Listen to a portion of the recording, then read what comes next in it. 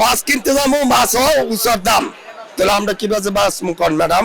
আমরা গরিব মানুষ, আমরা যদি নিত্যবান যদি যদি কন্ট্রোল যদি না হয়, তাহলে গরিবেরা কিভাবে বাঁচবো কন? আমরা তো গরিব, আমরা নিত্যি কামাই নিত্যি খাই, আমরা তো মোটা পয়সা কামাইতে পারি না। যদি মোটা পয়সা কামাইতাম তাহলে আমরা 5 তলা 6 তলা বিল্ডিং এ থাকতাম।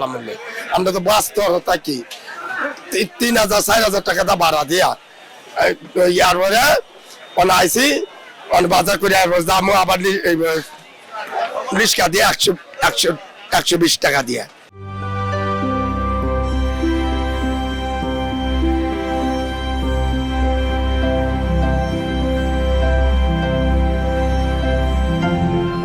আর আজকে ইন্ডিয়া বেজে 120 টাকা, দেশি বেজেছিল 150 টাকা, 150 টাকা আর 60 টাকা করে আলু।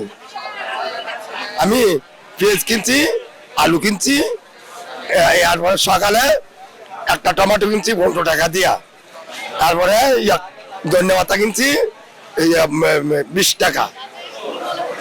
এমন বুঝছি বাজারে দিয়ে কি পুরা আরো বেশি দাম দাম।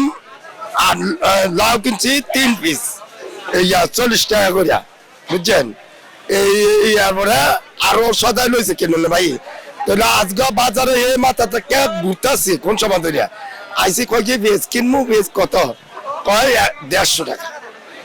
অবাক হয়ে গেছি গা গুজরাতে। এরপরে আবার আইসি এখানে 3 কেজি ভেজ লইছি, 3 কেজি আলু লইছি, বুঝছেন? এরপরে 3টা লাউ লইছি, 3টা লাউ লইছি, আবার 3 কেজি আলু লো 60 টাকা করিয়া।